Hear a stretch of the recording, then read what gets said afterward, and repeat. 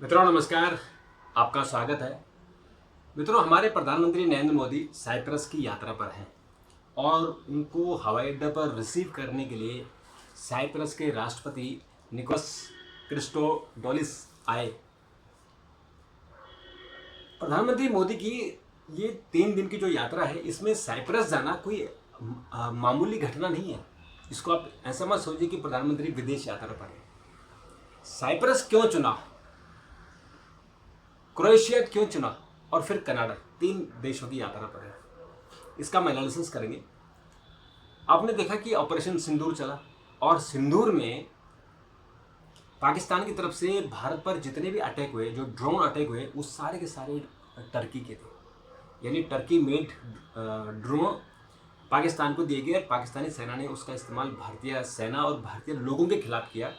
और जम्मू कश्मीर, थोड़े से पंजाब और जैसलमेर की तरफ उन्होंने ड्रोन हमले किए, जिसमें हमारे कुछ नागरिक मारे गए, कुछ सैनिक भी मरे और कुछ नागरिक भी मरे। और जब बार बार कहा गया क्रोएशिया से कि आप इस तरह की हरकतें मत करो, तो वो नहीं माना। और आपको याद होगी जिस वक्त कश्मीर का इशू चल रहा था, तो लगातार टर्की कश्मीर पर पाकिस्तान का सपोर्ट कर रहा है और बार बार वो खुल्लम खुला कहता है कि मैं तो पाकिस्तान को सपोर्ट करूँगा, चाहे कुछ भी हो जाए। यहाँ तक कि जब वो पाकिस्तान को आतंकवादी देश घोषित करने की बात हुई, चाहे इंटरनेशनल मॉनेटरी फंड की बात हुई, जहाँ जहाँ भी बात होती है वो पाकिस्तान को सपोर्ट करता है, क्योंकि वो इस्लामिक देशों का लीडर बनना चाहता है। तो टर्की से कैसे बदला लिया जाए, या टर्की को कैसे डैमेज किया जाए, या टर्की को कैसे काबू में किया जाए, इसके लिए प्रधानमंत्री नरेंद्र मोदी ने साइप्रस चुना। साइप्रस एक छोटा सा द्वीप है और इंडिपेंडेंट, यानी स्वतंत्र है, संप्रभु संपन्न एक द्वीप है। ये भूमध्य सागर का ईस्ट वाला पार्ट है और टर्की के ठीक दक्षिण में इसके जो चारों तरफ देश है, क्योंकि आपने देखा कि भूमध्य सागर बहुत बड़ा है और भूमध्य सागर के कारण जो सागरीय इकोनॉमी है, यानी भूमध्य सागर के से जितने लगे हुए देश हैं, उन देशों की इकोनॉमी सारी भूमध्य सागर के कारण चलती है। तो ये तो भूमध्य सागर के अंदर है।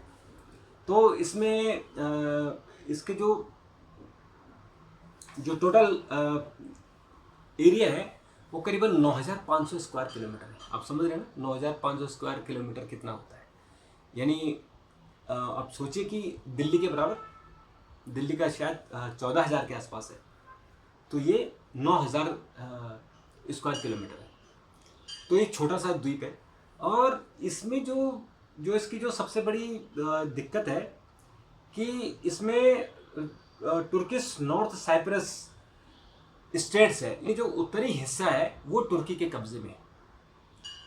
और टर्की का जो इसका जो इतिहास है कि जैसे कि पूरा यूरोप ही, लगभग पूरा यूरोप, वो इंग्लिश जो ब्रिटिश साम्राज्य है उसका गुलाम था। और जब ये 1960 में आज़ाद हुआ, ब्रिटिश साम्राज्य से आज़ाद हुआ, तो उसके बाद ये कॉमनवेल्थ गेम का कॉमनवेल्थ का हिस्सा बन गया 1961 में।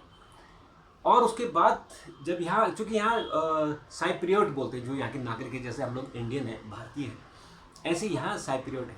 तो यहाँ साइप्रियोट और तुर्की, जो टर्की के लोग हैं, यानी कुछ लोग टर्की के यहाँ रहते हैं, टर्की जो भाषा बोलते हैं, जो साइप्रियोट बोलते हैं, वो लोग यहाँ रहते हैं। और कुछ लोग हैं ग्रीक के लोग, क्योंकि ग्रीक जो है, जो इनके दक्षिण में है, वो ग्रीक है। तो ग्रीक की सेना, एथेंस की सेना और जो साइप्रियोट है, उन्होंने मिलकर यहाँ अटैक कर दिया 1974 में। और 1974 के बाद जब अटैक किया तो आधा हिस्सा, जो उत्तरी हिस्सा है, वो टर्की के कब्जे में चला गया और जो बाकी हिस्सा बचा हुआ करीबन 5,800 किलोमीटर का, वो साइप्रियोट के अधीन आ गया। तब से ये झगड़ा चल रहा है टर्की के बीच में और साइप्रस के बीच में कि आपने जो नॉर्थ का जो टर्की नॉर्थ साइप्रेट है, उसको आप आज़ाद कीजिए, लेकिन टर्की उसको आज़ाद नहीं कर रहा है, वो अपने उस पर कब्जा करके रखता है। तो एक विवाद है। टर्की ने, पूरी दुनिया ने साइप्रस को एक संप्रभु राष्ट्र का दर्जा दे दिया, यानी मालिक को दे दिया, लेकिन टर्की नहीं देता है। टर्की कहता है कि जो नॉर्थ वाला पार्ट है उसका, जो उसका उत्तरी हिस्सा है, वो उसको सिर्फ उसको वो मान्यता देंगे क्योंकि उस पर उसका कब्जा या उसके नागरिकों का कब्जा है। तो इस तरह से जो टर्किश नॉर्थ साइप्रियोट्स, इसको वो केवल मान्यता देते हैं। अब जब ये मामला आया कि 2004 में जब यूरोपियन यूनियन बना, तो साइप्रस भी यूरोपियन यूनियन का हिस्सा बना, और यहाँ की जो करेंसी है वो भी यूरो है, लोकल करेंसी नहीं है, यूरो ही वहाँ चलती है, जैसे कि बाकी यूरोपियन देशों में चलती है। और यूरोपीय संघ की जब बैठक होती है तो बारी बारी से, यानी हर जितने भी उसके मेंबर्स हैं, करीबन जो 28-29 उसके मेंबर हैं, तो उन मेंबरों में हर साल रोटेट होके अध्यक्षता होती है। तो 2026 की जो अध्यक्षता है वो साइप्रस में होगी, यानी साइप्रस का इंपॉर्टेंस और भी बढ़ने वाला है। एक तो वो भूमध्य सागर में है, इसलिए उसका इंपॉर्टेंस है, ऊपर से वो टर्की का दुश्मन है, उसका दूसरा इंपॉर्टेंस है, और तीसरा वहाँ यूरोपीय संघ की बैठक होने वाली है, ये चौथा वहाँ, ये तीन वहाँ बहुत इंपॉर्टेंट चीज़ें। अब उसमें जो प्रधानमंत्री नरेंद्र मोदी ने वहाँ गए और वहाँ जाके उन्होंने इस बात का जिक्र किया, इस बात का उन्होंने फोकस किया कि हम बॉर्डर जो सीमा पर आतंकवाद है उससे हम लोग परेशान हैं, और उसके कारण भारत लगातार उस चीज़ों को भुगत रहा है और हमारे यहाँ आतंकवाद फैल रहा है, और उस आतंकवाद को टर्की सपोर्ट कर रहा है।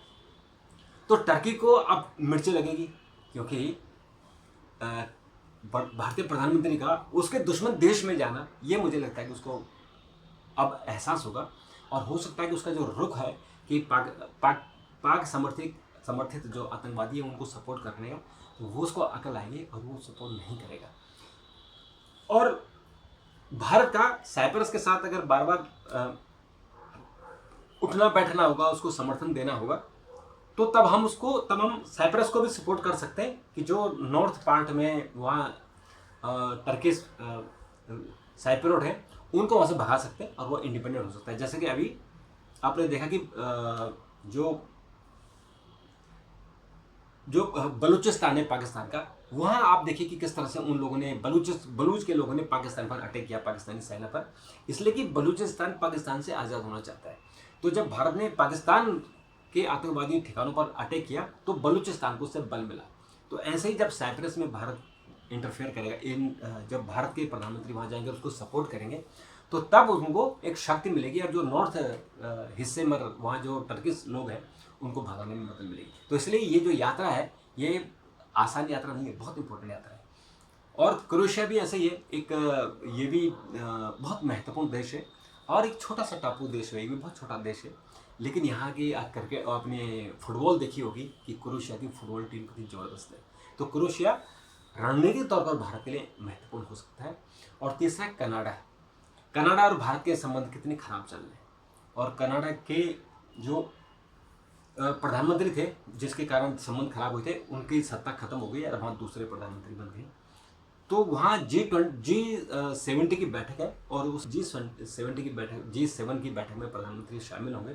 तो G70 में भारत को आमंत्रित नहीं किया गया था, अब आमंत्रित किया गया, तो ये भी भारत की जीत है, क्योंकि चीन, ब्राज़ील और भारत, ये तीन ऐसे देश हैं जिनके बिना इस दुनिया की इकोनॉमी नहीं चल सकती है। तो इसलिए G70 के देशों में इनको बुलाया जाना बहुत इंपॉर्टेंट होता है, और इसलिए ये भारत की कूटनीतिक जीत भी है, और खासकर जो साइप्रस में प्रधानमंत्री का जाना। तो मित्रों, ये इम्पोर्टेंट था कि प्रधानमंत्री का क्रोएशिया में जाना, टर्की को आंख दिखाना, और टर्की का ये समझ लेना कि भारत भी फिर आपके खिलाफ एक्शन लेगा।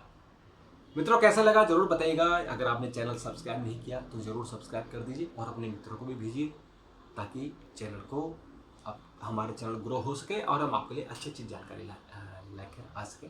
तो मित्रों, अभी के लिए इतना, फिर मुलाकात होगी, तब तक के लिए नमस्कार।